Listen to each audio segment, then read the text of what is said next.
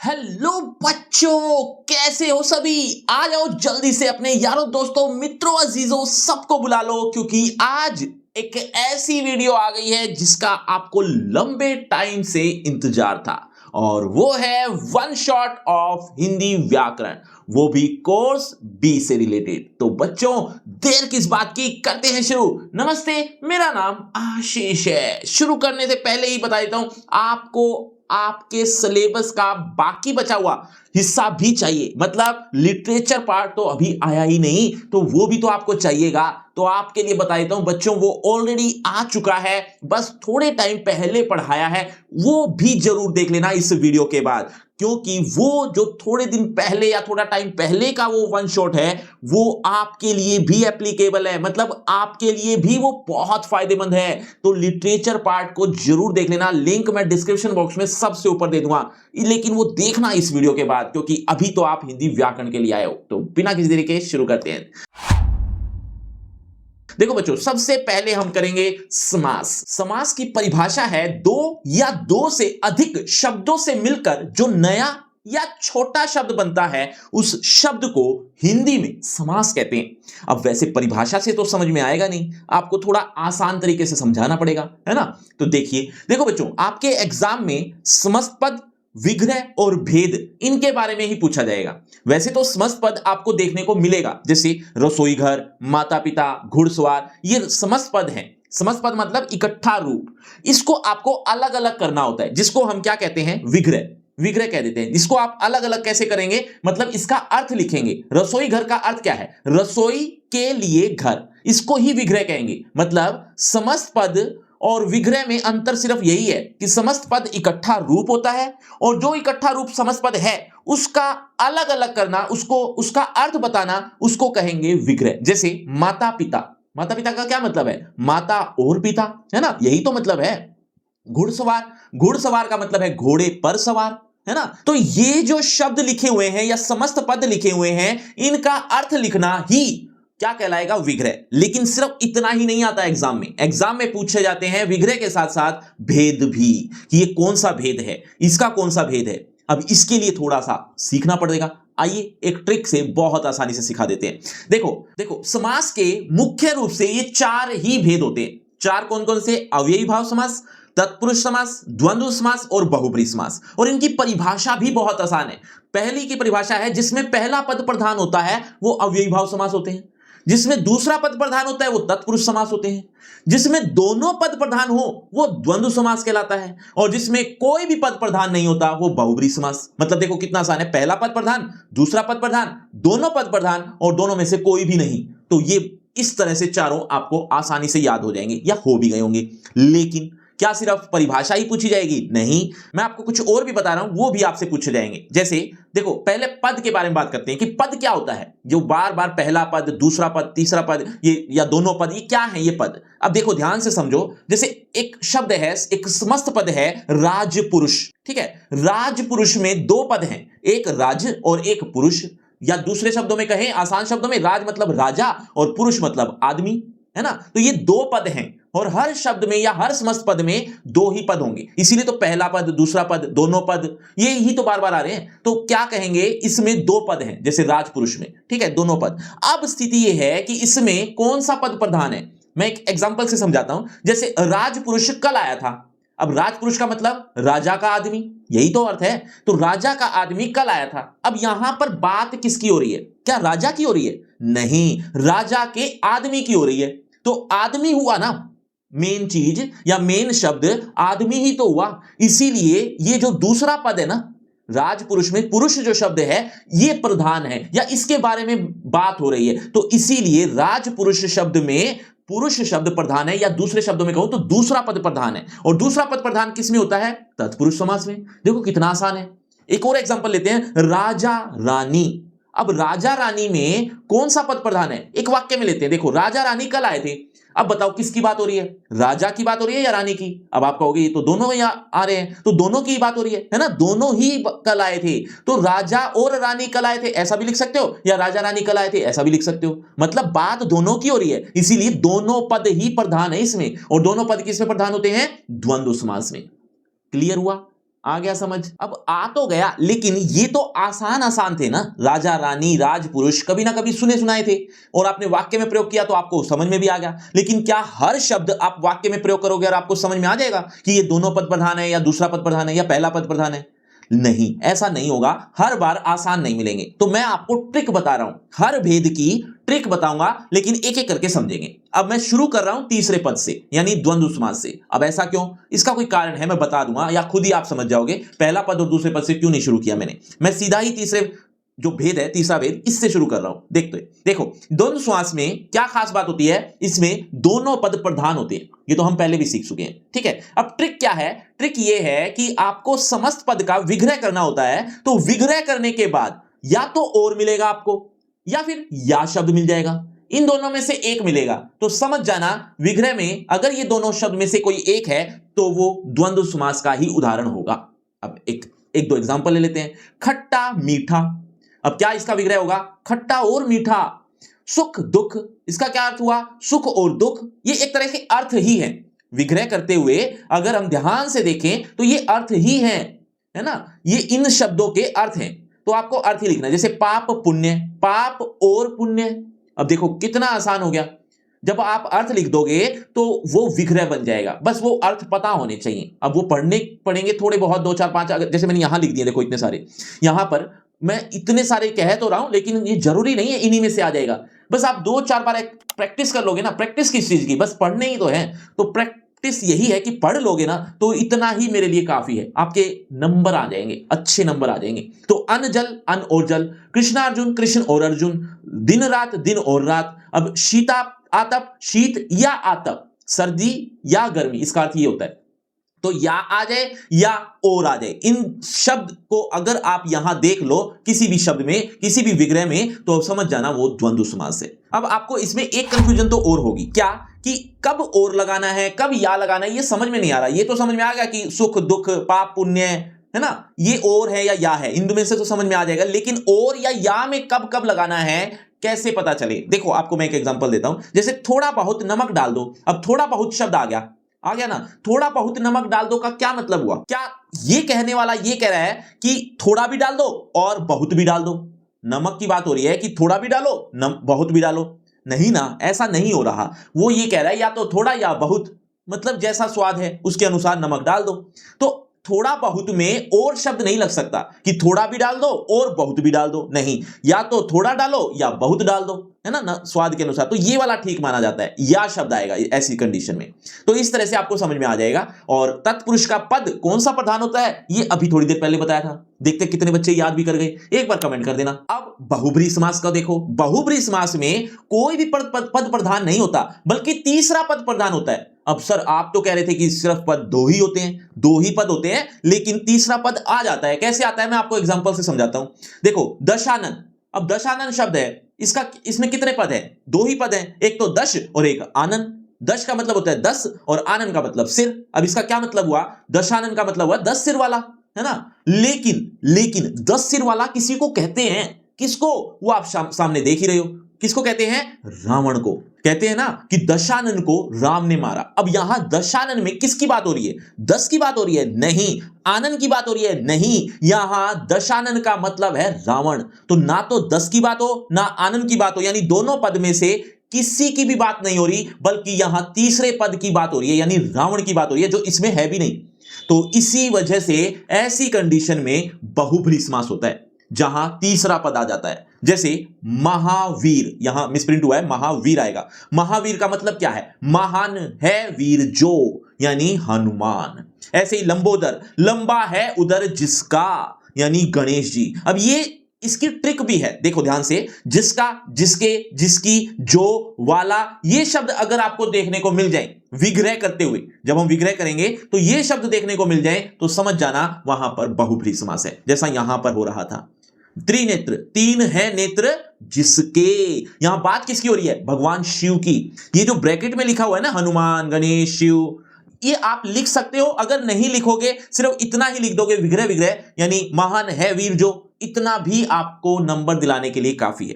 ठीक है, वैसे आपको पता हो तो ब्रैकेट में लिख देना ताकि और ज्यादा स्पष्ट हो जाए। ठीक है, नहीं पता हो तो मत लिखना, गलत से अच्छा है कि ना ही लिखे जाए। ठीक है, चलिए, तो अब आपको यह समझ में आ गया कि बहुब्रीहि समास क्या होता है।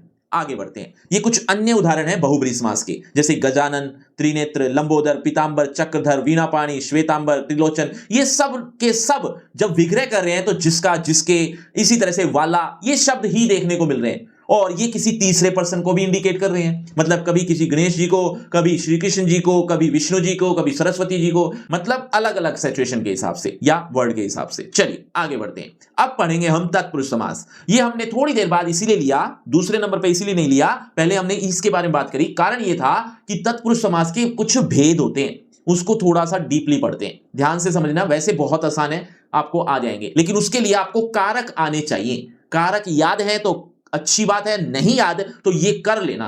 कारक कैसे? कर्ता ने कर्म को करण से कभी ना कभी तो याद किए थे ना। ये टोटल 8 कारक होते हैं, ये याद कर लेना पक्का। अगर याद हो जाए तो आगे बोलता हूं। देखो, ये पहला जो कारक है और एक आखिरी जो कारक है, इसको कट कर दो, इसको भूल जाओ। यहां तत्पुरुष समास में इसका कोई काम नहीं है, यानी पहले का और आखिरी का। बीच के जितने भी बच गए यानी 6, ये 6 के 6 आपको तत्पुरुष के भेद देखने को मिलेंगे। मतलब कर्म तत्पुरुष समास यहां लिख दिया है, इसके बाद करण तत्पुरुष समास, इसी तरह से संप्रदान तत्पुरुष समास, ऐसे ही सारे ये 6 के 6 भेद आपको तत्पुरुष समास के देखने को मिलते हैं। ठीक है, अब इसको कैसे पहचानते हैं? बहुत इजी है। देखो, जैसे जनप्रिय आ गया, कोई समास पद आ गया जनप्रिय, अब इसका विग्रह आपको करना है, वो तो खैर सीखना ही पड़ेगा। कैसे? जन को प्रिय, या प्रयोगशाला। प्रयोगशाला का मतलब क्या हुआ? प्रयोग के लिए शाला, है ना। तो ये इनके विग्रह है। इतना करने के बाद आपको तो बस ये विभक्ति चिन्ह देखना है। जैसे जन के बाद है को, अब को किस में आता है? यहां पर अगर ध्यान से देखा जाए तो को आपको यहां देखने को मिलेगा। तो को आता है कर्म तत्पुरुष समास में या कर्म कारक में, तो कर्म तत्पुरुष समास हो गया ये। ठीक है, तो कर्म तत्पुरुष समास इसके सामने इसका आंसर आ गया। क्लियर है? ऐसे ही प्रयोग के लिए शाला, के लिए किस में आता है? यहां ध्यान से देखोगे तो इसमें के लिए संप्रदान में देखने को मिलेगा।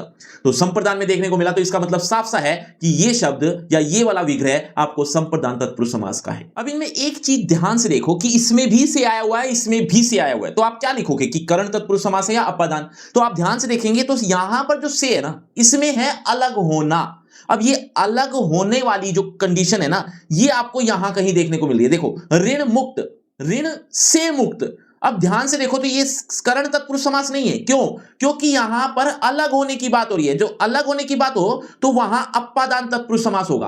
अब अलग क्या हो रहा है? यहां पर ऋण से अलग हुआ जा रहा है, ऋण से मुक्त हुआ जा रहा है, तो इसीलिए ये वाला से आएगा, यानी ये वाला अपादान तत्पुरुष आ जाएगा। ऐसे ही धनहीन, धन से हीन, धन के वो बिना है ना, धन से हीन तो भी अपादान तत्पुरुष समास है। क्यों? क्योंकि यही बात कि ये धन से अलग हो रहा है। ऐसे ही अगर आता रोगग्रस्त, रोग से ग्रस्त, अब यहां पर अलग नहीं हो रहा, तो जब अलग ना हो तो ऐसी कंडीशन में करण तत्पुरुष समास आ जाएगा। बात समझ में आई? चलिए आगे बढ़ते हैं। ये तत्पुरुष के कुछ 6 भेद मैंने यहां आपको समझाए, लेकिन इसके अलावा भी भेद होते हैं 2 और जो मेन होते हैं, जिनमें पहला है द्विगु समास और दूसरा है कर्मधारय समास। ये 2 भेद भी तत्पुरुष के ही भेद हैं या तत्पुरुष के अंतर्गत ही आते हैं। कई बुक्स में कई जगह पर आपको यहां यानी 5वें और 6ठे नंबर पर भी देखने को मिल जाएंगे। कहने का मतलब समास के 6 भेद देखने को मिल जाएंगे आपको कई जगह पर, लेकिन एक्चुअल पोजीशन ये है कि तत्पुरुष के ही ये 2 भेद होते हैं, ये इसी के अंतर्गत आते हैं। समझ में आ गया? चलिए, तो अब इसके 2 भेदों के बारे में पढ़ते हैं। ये कुछ अन्य उदाहरण थे किसके? तत्पुरुष समास के। एक बार रीड आउट कर लेना वीडियो को रोककर, मैं आगे बढ़ रहा हूं। द्विगु तत्पुरुष समास, द्विगु तत्पुरुष समास कह लो या द्विगु समास कह लो, एक ही बात है। द्वि का मतलब क्या होता है? 2। द्वि का अर्थ होता है 2। अब इस 2 का अर्थ से ही समझ जाओ कि जब संख्या मिल जाए जिसमें पहला पद संख्यावाची हो, वहां पर द्विगु तत्पुरुष समास होगा। क्लियर है? कुछ उदाहरण देखते हैं। वैसे ट्रिक यही है, जिसके पहला पद संख्या हो समझ जाना। जैसे त्रिकोण, त्रिकोण में त्रि का अर्थ क्या है? 3 कोणों का समाहार। वैसे इसकी एक और ट्रिक भी बता देता हूं। इसमें एक तो समाहार और एक समूह, ये 2 शब्द याद रख लो। अगर ये देखने को मिल रहे हैं विग्रह में तो समझ जाना क्या कि वहां द्विगु तत्पुरुष समास होगा। एक तो समाहार और एक समूह, वैसे दोनों का मतलब एक ही है। ठीक है, तो त्रिकोण में 3 आ गया तो 3 शब्द संख्या है और 3 कोणों का समाहार का मतलब हुआ कि वो द्विगु समास है। ठीक है, ऐसे ही चौराहा, चौराहा में 4 राहों का समूह। अब यहां 4 शब्द आ गया जिससे पता चला कि संख्या है, तो द्विगु तत्पुरुष समास। और समूह भी आ गया, ये भी एक पहचान है। कुछ अन्य उदाहरण देख लो, यहां पर भी समूह समाहार ये आपको देखने को मिलेंगे। इससे भी आपको क्लियर हो जाता है। और पहला शब्द तो संख्या मिलेगी ही, ठीक है। तो द्विगु समास इस तरह से आसान हो सकता है। चलिए आगे बढ़ते हैं। इसी का यानी तत्पुरुष का दूसरा ही भेद है, मतलब एक और भेद है, कर्मधारय तत्पुरुष समास, ठीक है। तो जिसमें पहला पद विशेषण और दूसरा पद विशेष्य होता है। ये वैसे ट्रिक भी है, लेकिन इसके साथ साथ एक और ट्रिक भी बता देता हूं। इसमें आपको विग्रह करते हुए है जो, के समान और रूपी शब्द देखने को मिलेंगे। जब विग्रह करोगे तो आपको ये 3 शब्द देखने को मिल जाएंगे, तो समझ जाना वहां कर्मधारय तत्पुरुष समास है। अब ये ट्रिक कैसे है, मतलब इसकी परिभाषा भी एक तरह की ट्रिक है। इसमें एक तो विशेषण मिलता है और दूसरा पद विशेष्य मिल जाएगा। अब विशेषण कभी किए हो तो आप समझ जाओगे बहुत इजीली। जैसे नील कमल, कमल का विशेषण क्या है कि वो नीला है, तो हो गया ना विशेषण और विशेष्य। तो इससे भी आप समझ जाओगे। लेकिन जब विग्रह करोगे, नीला है जो कमल, इस तरह से आपका विग्रह बन जाएगा। अब नीला है जो कमल में है जो शब्द आ गया, इससे भी आपको क्लियर हो गया क्या कि वो तत्पुरुष समास का ही एक भेद कर्मधारय तत्पुरुष समास है। कमल नयन, कमल के समान नयन। अब यहां पर भी आप ध्यान से देखें तो के समान आ गया, क्लियर है। तो इससे भी गुरुदेव, गुरु रूपी देव, गुरु रूपी शब्द से क्लियर होगा कि क्या होगा कि यहां कर्मधारय तत्पुरुष समास है। अब इस तत्पुरुष के कितने भेद हो गए? 6 मैंने पहले करवा दिए थे, 2 अब करवा दिए। द्विगु कर्मधारय टोटल मिलाकर अभी तक 8 तत्पुरुष समास हो गए, है ना, 8 भेद हो गए। लेकिन इसके अलावा भी 3 भेद और होते हैं। कितने? 3। न्याय तत्पुरुष, अलोक तत्पुरुष, उपपद तत्पुरुष। ये आपके सिलेबस से थोड़ा हटके है, अलग है, मतलब इससे रिलेटेड प्रश्न तो नहीं पूछे जाते, लेकिन फिर भी आपको आपकी नॉलेज के लिए, या कभी आपको यूं हो कि क्या पता आ जाए, तो आपको अपनी नॉलेज बढ़ानी हो तो जरूर इसके बारे में भी पढ़ लेना। डिस्क्रिप्शन बॉक्स में मैं इसकी डिटेल दे दूंगा। फिलहाल पंचतंत्र में कौन सा समास है एक बार कमेंट करके बता दो, देखना चाहता हूं कितने बच्चे हैं जो बहुत अच्छे से समझ रहे हैं। और हाँ बच्चों, एक बात फिर बोल देता हूं कि आप जो बार बार डिमांड कर रहे हैं कि लिटरेचर यानी पाठों का 1 शॉट ले आओ, तो मैं ऑलरेडी ले आया हूं। उसका 1 शॉट आपको डिस्क्रिप्शन बॉक्स में सबसे ऊपर मिल जाएगा, लिंक दे दूंगा। लेकिन वो थोड़ा पहले का है, थोड़ा टाइम पहले करवाया था वो 1 शॉट, लेकिन वो आपके लिए एप्लीकेबल है। तो इस वीडियो के बाद वो 1 शॉट देख लेना, वो आपके लिए फायदेमंद है, इसीलिए बोल रहा हूं। तो ये मत सोचा करो कि पता नहीं कब आएगी, ऑलरेडी वो आ चुकी है, बस थोड़ा टाइम पहले की थी तो वो आप देख ही नहीं रहे हो। नहीं, अभी आज वाली ही चाहिए सबको। तो आज तो नहीं है, लेकिन थोड़े टाइम वाली पहले भी तो वही चीज थी, वो एप्लीकेबल है बच्चों, प्लीज देख लेना, ठीक है। वो भी आपके लिए फायदेमंद है, मैं कह रहा हूं, आपको गारंटी ले रहा हूं कि वो फायदेमंद होगी आपके लिए, तो देख लेना, ठीक है।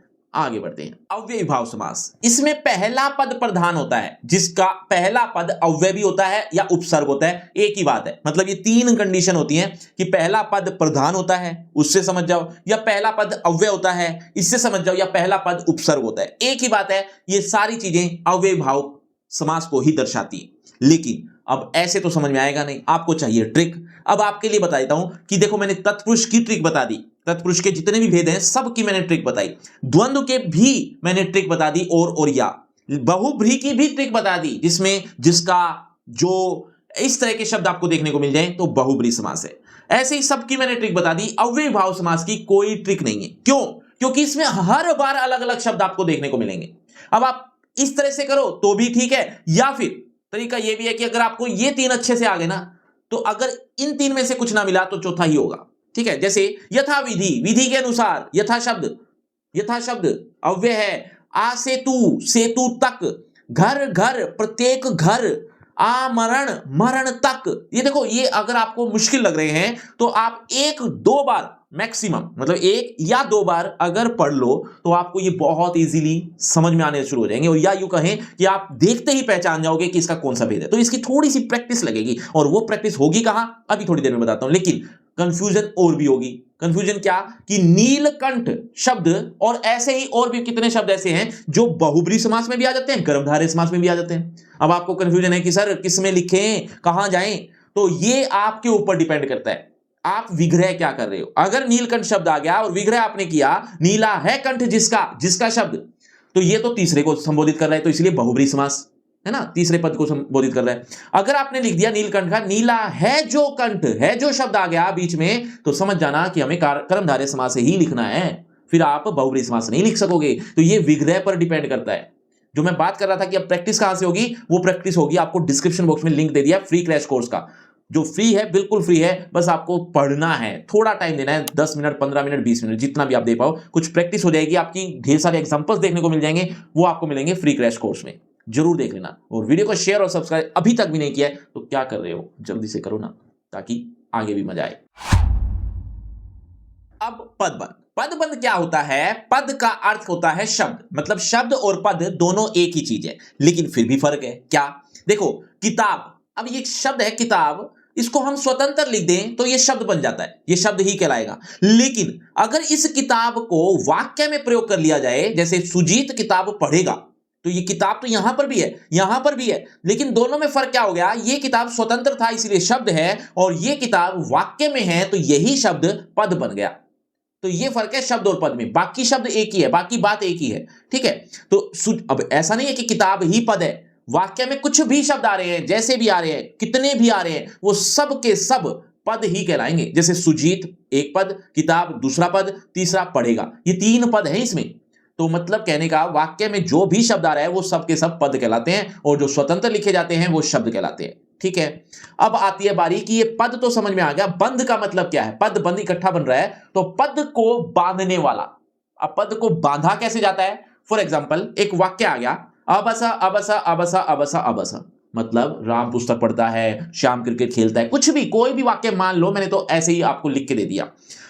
अब ये इतने सारे पद हैं इस वाक्य में, इनमें से कुछ को अंडरलाइन कर दिया गया, 2-3 शब्दों को अंडरलाइन कर दिया, यानी पद को बांध दिया गया। अब इसमें आपको बताना है कि ये जो पद को बांधा गया है वो कौन सा भेद है। मतलब कहीं से भी मुंह उठा के नहीं बांध दिया, वो तीनों शब्द एक दूसरे से कनेक्टेड होते हैं, मतलब जो भी अंडरलाइन शब्द हैं वो सब एक दूसरे से कनेक्टेड होते हैं, इसीलिए वो अंडरलाइन कर दिए गए। और अंडरलाइन शब्द को आपको छाट कर बताना है कि कौन सा पदबंध है या पदबंध का भेद है। तो अब ध्यान से देखते जाइए, कई पदों के योग से बने वाक्यांशों को जो एक ही पद का काम करता है वह पदबंध होता है। ये क्या है? ये इसकी परिभाषा है। वैसे मैंने आपको पहले भी बताया, परिभाषा से समझ में नहीं आएगा आपको, मैं तो आपको ट्रिक बताऊंगा, उससे ही आपको समझ में आएगा। 2 या 2 से अधिक पद जो एक ही कैटेगरी के होते हैं उनका इकट्ठा रूप होता है पदबंध। अब आपको लग रहा हो कि ये ट्रिक है, नहीं, ये भी एक तरह की परिभाषा ही, मतलब दोनों ही एक ही जैसी चीज है जो इंडिकेट कर रही है कि पदबंध होता क्या है। वैसे ये थोड़ा आसान पड़ेगा आपको कि 2 या 2 से अधिक पद जो एक ही कैटेगरी के हों। वैसे ये कैटेगरी शब्द मैंने आपके लिए इजी बनाने के लिए लिखा है, ये कैटेगरी नहीं आएगा परिभाषा में क्योंकि इंग्लिश का शब्द है। तो जो एक ही कैटेगरी के होते हैं उनका इकट्ठा रूप क्या कहलाएगा? पदबंध कहलाएगा। क्लियर है? कम क्लियर है, थोड़े उदाहरण से समझाएंगे तब समझ में आएगा। देखो, अब देखो, पदबंध सीखने के लिए वैसे तो पदबंध के जो भेद होते हैं ना वो 5 होते हैं। पहले ये समझा देता हूं, संज्ञा पदबंध, सर्वनाम पदबंध, विशेषण पदबंध, क्रिया पदबंध और क्रिया विशेषण पदबंध। ये जितने भी 5 भेद हैं ये दरअसल एक तरह के टॉपिक्स ही हैं जो व्याकरण के हैं, जैसे संज्ञा, सर्वनाम, विशेषण, क्रिया और क्रिया विशेषण। क्रिया विशेषण अव्यय का ही भेद होता है तो उसका ही ये नाम रखा गया है, ठीक है। ये 5 भेदों के नाम, ये 5 व्याकरण के टॉपिक्स के नाम। तो अगर आपको ये 5 टॉपिक्स आते होंगे, यानी व्याकरण के ये 5 टॉपिक्स अगर आप सीख चुके हो या बेसिक नॉलेज भी है, तो आपको पदबंध बहुत बहुत इजीली समझ में आ जाएंगे। और इन केस अगर आपको ये 5 में से 2, 3 या जितने भी टॉपिक्स नहीं आते तो वो आपको पढ़ने पड़ेंगे, अदरवाइज पदबंध आपके समझ से बाहर होंगे। तो ये 5 टॉपिक हैं, बहुत इजीली समझ में आ जाएंगे। हर टॉपिक से रिलेटेड 10-10, 12-12 मिनट से मैक्सिमम वीडियो मिल जाएगी आपको, जरूर देख लेना इन टॉपिक्स को, बहुत इजीली सीख जाओगे। लिंक मैं डिस्क्रिप्शन बॉक्स में दे रहा हूं फ्री क्रैश कोर्स के नाम से, उसी में आपको ये सारी चीजें देखने को मिल जाएंगी, एक ही जगह पर, कहीं भटकने की जरूरत नहीं होगी, एक ही पेज पर आपको ये सारी चीजें देखने को मिलेंगी। तो जरूर क्लिक कर लेना, इसको सीख लेना, फिर आपको ये पदबंध के 5 भेद बहुत इजीली आ जाएंगे। अब मैं ट्रिक बताता हूं, मैं मान लेता हूं कि आपको ये सारे आते हैं। तो ट्रिक क्या है कि कोई भी वाक्य आ जाए उसमें अंडरलाइन शब्द है तो उसका आखिरी शब्द देखना है आपको। जैसे अब इसमें तो वैसे सारे ही एक जैसे हैं, तो आखिरी शब्द क्या हुआ? अबस, जो अंडरलाइन है। आखिरी शब्द क्या है इन 5 में से वो देखना है, उसी से वही वाला भेद होगा, उससे आपको समझ में आ जाएगा। जैसे अबस अगर संज्ञा है तो वो संज्ञा पदबंध, अगर सर्वनाम है तो सर्वनाम पदबंध, ऐसे ही क्रिया विशेषण और क्रिया विशेषण पदबंध कहलाएंगे इसी तरह से, ठीक है। मैं 2-4 एग्जांपल देता हूं तभी समझ में आएगा। बेचारा वह किसी से कुछ न कह पाया, अब अंडरलाइन शब्द है बेचारा और वह। अब लास्ट वर्ड क्या है? वह क्या है? वह तो ना तो संज्ञा है, ना विशेषण, ना क्रिया, ना क्रिया विशेषण, ये तो सर्वनाम है। वह शब्द सर्वनाम है तो सर्वनाम के सामने देखो इसी का पदबंध कहलाएगा, यानी सर्वनाम पदबंध इसका आंसर आ जाएगा। समझ में आया? ऐसे ही माही को बहुत ज्यादा प्यास लग रही है अंडरलाइन है, आखिरी वर्ड भी यही है ना? तो आखिरी वर्ड लग रही है, क्या है ये? क्या ये संज्ञा है? नहीं। सर्वनाम है? नहीं। विशेषण है? नहीं। क्रिया है? हां, ये तो क्रिया है, तो इसीलिए क्रियापद बन। ऐसे ही वह पुरस्कार में मिली पुस्तक, पुस्तक शब्द तक अंडरलाइन है और पुस्तक क्या है? संज्ञा, तो इसीलिए संज्ञा पद बन। अब आपको मैं बता रहा था ना पदबंध, पदबंध जो बात बोल रहा था, पदों का बांधना होता है। देखो कैसे, पुस्तक की बात हो रही थी लेकिन पुस्तक के साथ कुछ शब्द उसी के लिए आए हैं। क्या? पुरस्कार में मिली पुस्तक है तो पुस्तक के लिए ही ना ये शब्द, है ना? तो ये 3-4 शब्द बांधे गए हैं, इन पदों को बांधा जा रहा है और वो बंधा हुआ पद हमें छांट कर बताना है कि कौन सा वेद है। बस यही है ये पदबंध, लेकिन ट्रिक बता दी है कि पुस्तक संज्ञा है तो संज्ञा पदबंध। ऐसे ही तेज चलने वाली क्या है? गाड़ियां। गाड़ियां अंडरलाइन नहीं है, अंडरलाइन है तेज चलने वाली, लेकिन गाड़ियां शब्द संज्ञा है और संज्ञा की विशेषता बता रहे हैं तो विशेषण हो गया है, तो ये विशेषण है इसीलिए विशेषण पदबंध। ऐसे ही दौड़े चले जा रहे हैं तो क्रिया पदबंध बता ही दिया था। चुप रहने वाले पिताजी, पिताजी क्या है? संज्ञा, तो संज्ञा पदबंध आ गया। अब यहां देखो, गंगा नदी कल कल करती हुई बह रही है, अंडरलाइन नहीं है, उससे पहले अंडरलाइन है, तो क्रिया की विशेषता बता रही है। क्या? कल कल करती हुई, ये कल कल करती हुई ये क्रिया विशेषण है, तो क्रिया विशेषण पदबंध आ गया। बस सिंपल सा है, बस आपको ये 5 टॉपिक्स आने चाहिए, फिर तो आपका लिए काम आसान है, लेकिन प्रैक्टिस चाहिएगी ना। मतलब ये 5, 7, 10 उदाहरण तो मैंने आपको समझाने के लिए बताए, लेकिन थोड़ी और ज्यादा प्रैक्टिस करनी है तो वही बता दिया है पहले भी कि फ्री क्रैश कोर्स देख लेना, जो लिंक आपको डिस्क्रिप्शन बॉक्स में मिल जाएगा। बात करते हैं कि मुहावरे होते क्या हैं। देखो, किसी भी बात को कहने के 2 ढंग होते हैं, एक साधारण तरीके से और दूसरा विशेष तरीके से। उदाहरण से समझते हैं। तुम पुरानी बातें याद कराकर उसे क्रोधित कर रहे हो, ये तो साधारण सा तरीका था। अब इसी वाक्य को हम विशेष तरीके से बोल सकते हैं, जैसे तुम उसे पुरानी बातें याद कराकर आग में घी डालने का काम कर रहे हो। एक और देखो, चोर को देखकर पुलिस आ गई। अब ये तो साधारण सा तरीका था, अब इसको विशेष बनाते हैं।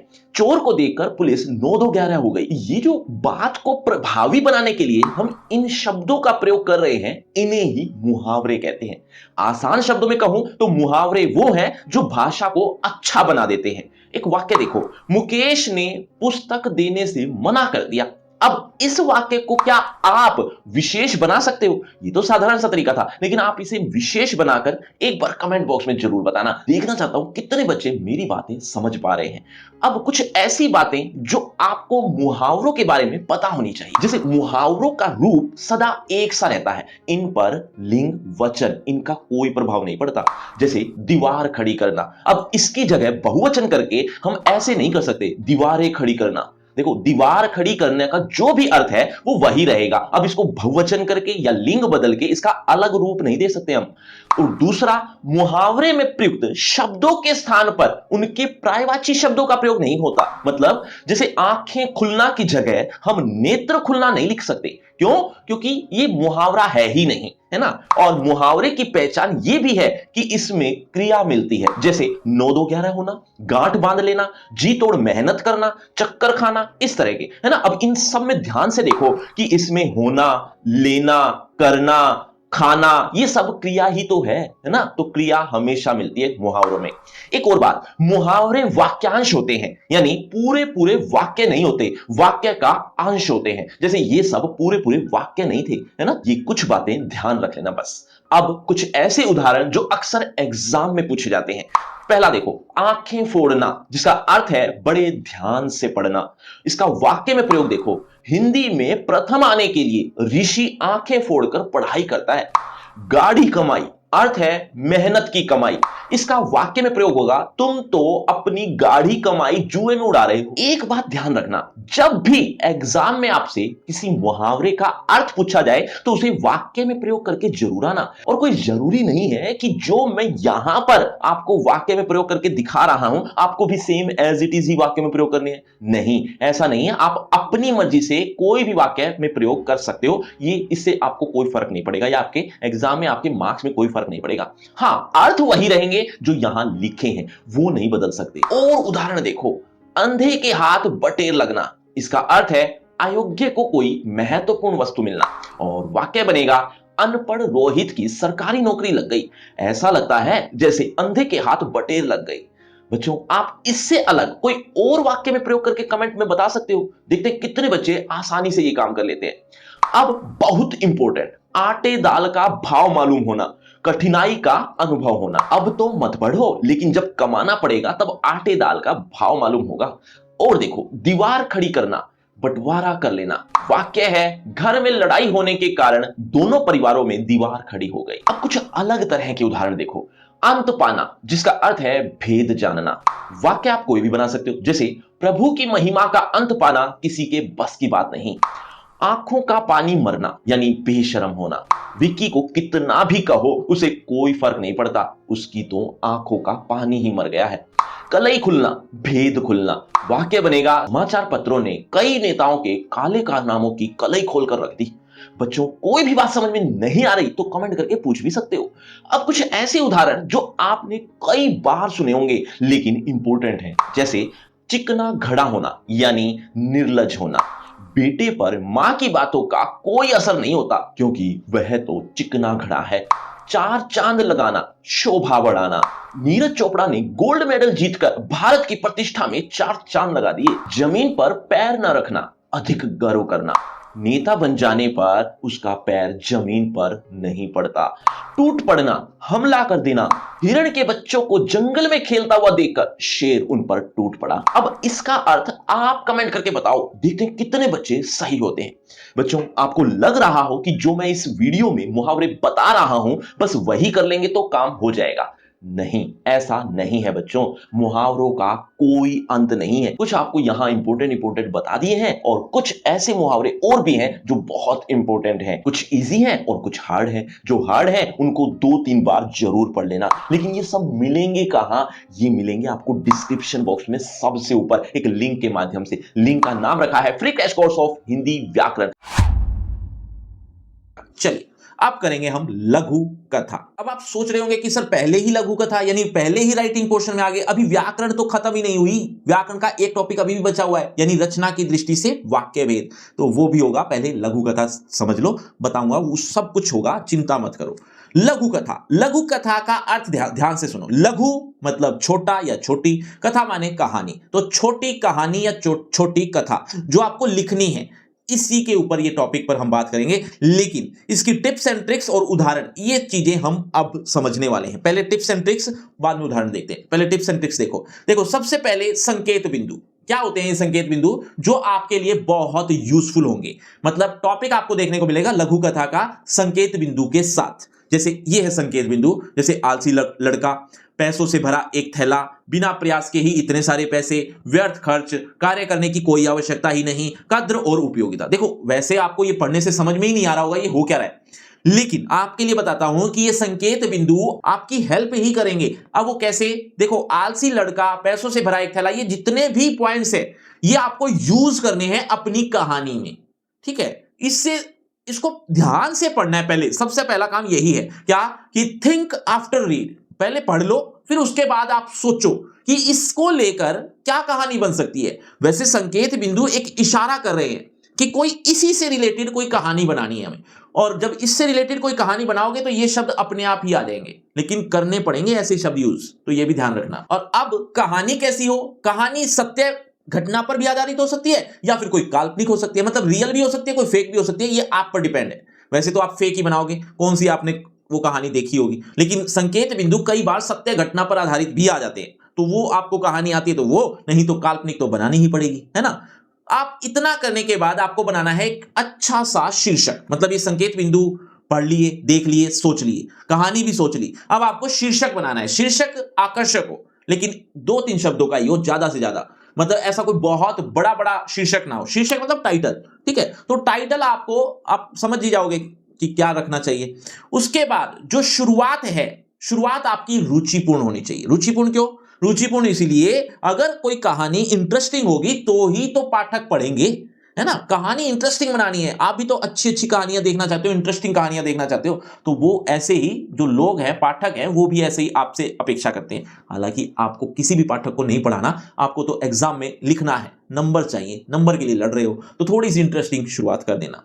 और हाँ, एक बात का ध्यान रखना कि कहानी चाहे कितनी बड़ी लिखो, कितनी छोटी लिखो, कैसी संकेत बिंदु यूज करो, कि किसी भी तरह की लिखो, यानी फेक लिखो, रियल लिखो, जैसी भी लिखो, लेकिन सरल शब्दों में लिखनी है, आसान शब्दों में लिखो, कोई बनावटी लैंग्वेज बनाने की जरूरत नहीं है, ठीक है। और भूतकाल का प्रयोग करना ही है, मतलब आप ऐसे नहीं लिख सकते कि एक बार एक आलसी लड़का होगा या एक बार एक आलसी लड़का है, ये नहीं लिखना, आपको भूतकाल में ही लिखनी पड़ेगी। एक बार एक आलसी लड़का था, उसके पास पैसों से भरा एक थैला था, बिना प्रयास के ही उसको इतने सारे पैसे मिल गए थे। मतलब अब मैंने एक ही लाइन में सारे शब्दों का यूज कर लिया, ऐसा मत कर देना, एक कहानी बनानी है आपको, तो मैंने तो वैसे ही आपको मजाक मजाक में बता दिया। चलो, पात्रों का चयन करना है। जब भी आप कोई कहानी लिखेंगे तो कोई ना कोई पात्र तो आप बनाएंगे ना। जैसे एक आलसी लड़का आ गया तो सिर्फ आलसी लड़के से ही तो काम चल नहीं जाएगा, उसके साथ कोई और लड़का भी होगा या लड़की होगी या कोई और माता पिता होंगे, कोई तो होगा। तो पात्रों का चयन भी करना है, लेकिन बहुत ज्यादा पात्र नहीं होने चाहिए, क्योंकि लघु कथा है। कभी आप 25 पात्र बना दो, वो लड़का वहां पहुंच गया, वहां के बाद वहां पहुंच गया, वहां के बाद वहां पहुंच गया, वहां के बाद यहां पहुंच गया, यहां के बाद वहां पहुंच गया, इस तरह से मत कर देना। इतने सारे पात्र अच्छे नहीं लगेंगे, 4-5 मैक्सिमम होने चाहिए, मैक्सिमम ही है बस, ठीक है। उसके बाद संवाद की बात करें तो संवाद, जिसको इंग्लिश में आप डायलॉग कह रहे हो, तो डायलॉग बहुत छोटे होने चाहिए। बहुत छोटे का मतलब 1-2 शब्दों के नहीं, मतलब छोटे छोटे होने चाहिए, नॉर्मल होने चाहिए। बहुत बड़े बड़े एक ही पात्र बोले ही चले जा रहा है, बोले ही चले जा रहा है, ऐसा मत कर देना, ठीक है। उसके साथ जो दूसरा पात्र है उसका भी प्रयोग करना, वो भी डायलॉग बोले, ये भी ध्यान रखना। अभी चिंता मत करो, मैं एग्जांपल से भी समझाऊंगा आपको ये सारी चीजें। और लास्ट में शिक्षा जरूर मिले। कोई लघु कथा लिख रहे हो तो कोई मोरल होगा ना उसका, कोई तो शिक्षा होगी उसकी, तो वो शिक्षा जरूर लिख के आना, वो संदेश जरूर लिख के आना, वरना फिर लघु कथा बेकार हो जाती है। उसके थोड़े नंबर भी कर सकते हैं। अब बात कि विस्तार कितना लिखें, लेंथ कितनी बनाएं, तो 100 से 120 शब्द आपके लिए काफी होते हैं और इतने ही आपको ठीक रहेंगे, ठीक है। चलो आगे बढ़ते हैं, यानी उदाहरण की तरफ। अब ये संकेत बिंदु हैं जो मैंने अभी आपको दिखाए थे कि एक आलसी लड़का, पैसों से भरा एक थैला, ये सब कुछ वैसा ही है। पहले आपको इन संकेत बिंदुओं को पढ़ना है, एक अच्छी सी कहानी मन में बनानी है, उसके बाद बस टाइटल से शुरू कर दो। शुरुआत होगी टाइटल से। नाम मैंने रख दिया मेहनत की कमाई। अब मैं ये नहीं कह रहा हूं कि आपको भी यही रखना था या आपको ऐसा ही उत्तर लिखना है, आप अपने शब्दों में करना। मैं तो आपको कुछ बातें समझाने के लिए एक उदाहरण ले रहा हूं। मेहनत की कमाई, ये टाइटल रख दिया, उसके बाद आप शुरू कर दीजिए। कोई भी पात्र लिख दिया कि सोनू एक आलसी लड़का था।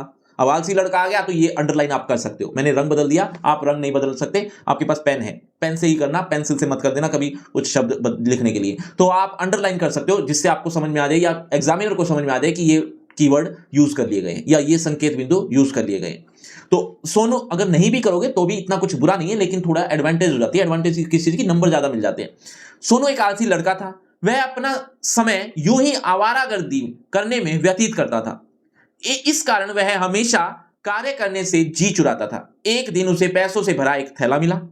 वह अपने भाग्य पर बहुत खुश हुआ। वह यह सोच सोचकर खुश हो रहा था कि उसे बिना प्रयास के ही इतने सारे पैसे मिल गए। सोनू ने कुछ पैसों से मिठाई खरीदी, कुछ पैसे से कपड़े व अन्य सामान खरीदा। इस प्रकार उसने पैसों का व्यर्थ खर्च करना प्रारंभ कर दिया। तब उसकी मां बोली, बेटा पैसा यूं बर्बाद न करो। देखो, मां आ गया यानी दूसरा कैरेक्टर, दूसरा पात्र, और डायलॉग भी आ गया। डायलॉग यानी संवाद, कि बेटा पैसा यूं बर्बाद न करो। बहुत बड़े बड़े डायलॉग नहीं होने चाहिए। इस पैसे का उपयोग किसी व्यवसाय को शुरू करने में करो। इतना बोल दिया मां ने। सोनू बोला, मेरे पास बहुत पैसा है, इसीलिए मुझे कार्य करने की कोई आवश्यकता ही नहीं है। धीरे धीरे सोनू ने सारा पैसा खर्च कर दिया और अब उसके पास एक फूटी कौड़ी भी नहीं थी। इस तरह से वह एक बार फिर अपनी उसी स्थिति में आ गया। सोनू को एहसास हुआ कि यदि उसने यह धन परिश्रम से कमाया हुआ होता तो उसने अवश्य उसकी कद्र और उपयोगिता समझी होती। शिक्षा क्या है? धन की उपयोगिता तभी समझ आती है जब वह मेहनत से कमाया हुआ हो। देखो, वैसे तो आपको ये देखने में कहानी बहुत बड़ी या बहुत अच्छी या बहुत कमाल या बहुत ऐसी नहीं लगेगी कि बहुत क्रेजी जैसी कहानी होगी हो। नहीं, ऐसा कुछ नहीं है। इस कहानी में बहुत सिंपल है, बहुत साधारण है, कोई बहुत बड़ा शीर्षक भी नहीं है, बहुत बड़ी शिक्षा भी नहीं है। बस सिंपल सी कहानी बनाकर रख दी। आपको भी ऐसा ही करना है। आपको बहुत बड़ा लेखक नहीं बनना है वहां पर, ठीक है? आपको नंबर मिल जाएंगे इसी कहानी के। बस संकेत बिंदु का थोड़ा ध्यान रख लेना, बस इतना कर लेना। चलिए अब प्रैक्टिस टाइम। प्रैक्टिस किस तरह की? इन्हीं के एग्जांपल्स की, यानी लघु कथा के एग्जांपल्स आपको पढ़ने हैं। या बहुत ज्यादा आप डीपली जाना चाहते हो, डीपली का मतलब कुछ ज्यादा ही उदाहरण पढ़ना चाहते हो, तो ये तो मैंने एक ही बताया ना, तो इसी तरह से ढेर सारे एग्जांपल आपको मिल जाएंगे वही फ्री क्रैश कोर्स में। और एक क्वेश्चन आपसे कि सोनू को पैसे किसमें मिले थे, एक बार जल्दी से कमेंट करो, देखते हैं कितने बच्चे हैं जो ध्यान से सुन रहे हैं।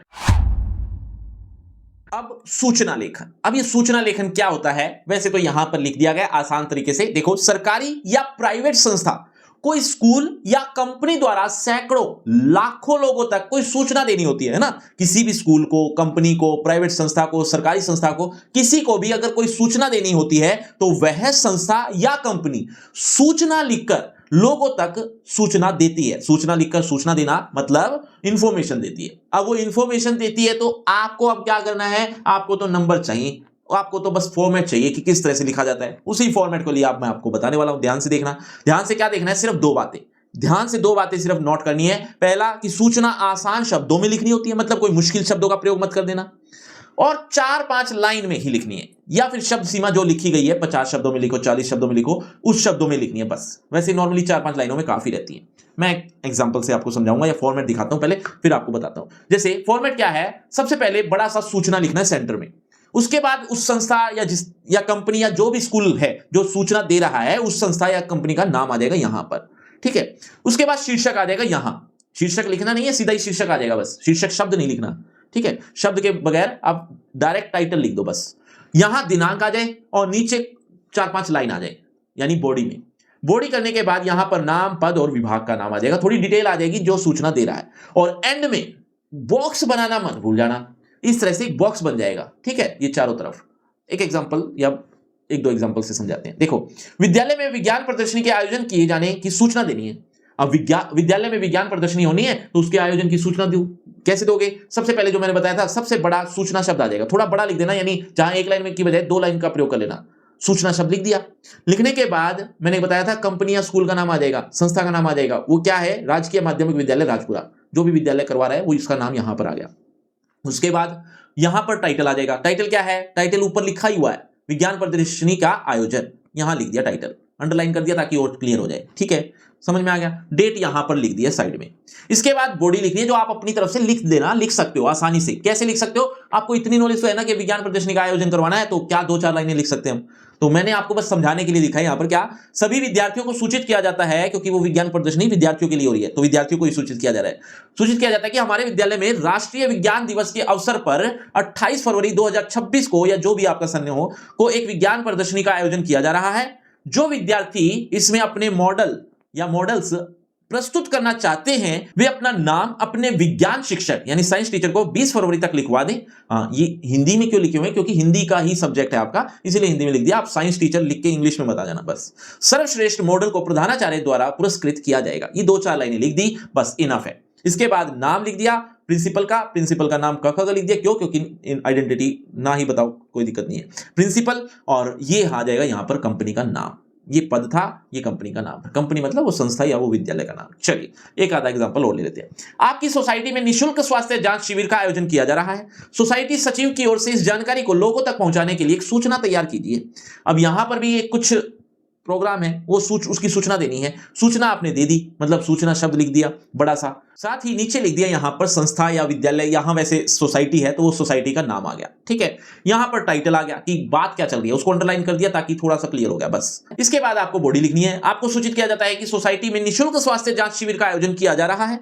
यह जांच 25 सितंबर को सुबह 10 बजे से दोपहर 2 बजे तक होगी। इस शिविर में आंख, नाक और कान के विशेषज्ञ चिकित्सक मतलब डॉक्टर आएंगे। साथ ही निःशुल्क दवाइयां भी वितरित की जाएंगी।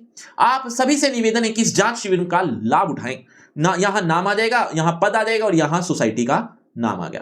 क्लियर है, मतलब बहुत इजीली खत्म हो जाता है। और अंत में बॉक्स बनाना मत भूलना, ये मैं बार बार कह रहा हूं। अब एक कमी मैंने यहां पर छोड़ दी है आपके लिए, मतलब ये फॉर्मेट में एक कमी मैंने छोड़ दी है जानबूझकर, ये देखने के लिए कितने बच्चे हैं जो पकड़ पाए उस कमी को, एक बार कमेंट में जरूर बताना। अब ये वीडियो यहां खत्म होता है, लेकिन एक बात ध्यान से सुनो बच्चों, अभी भी आपका व्याकरण का और राइटिंग पोर्शन के कुछ टॉपिक्स अभी भी बाकी हैं, जो हैं आपके ये सब के सब टॉपिक्स आपको देखने को मिलेंगे। लेकिन ध्यान से समझो, और आपने पहले भी सुना होगा या जानते होंगे कि आपका जो कोर्स है वो है कोर्स बी।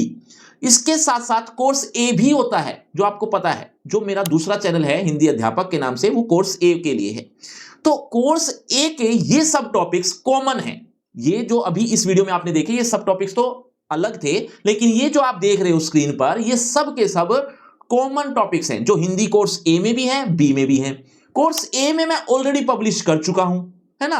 तो कोर्स बी में दोबारा पढ़ाऊंगा तो इससे कोई बेनिफिट तो होना नहीं, वही सब चीजें दोबारा बोलनी पड़ेंगी। और दूसरी बात, अगर वही वाली वीडियो यहां यूज कर लेता तो कॉपीराइट तो खैर नहीं, लेकिन कम्युनिटी गाइडलाइन के खिलाफ हो जाता, है ना। यूट्यूब को पसंद नहीं है ये चीज।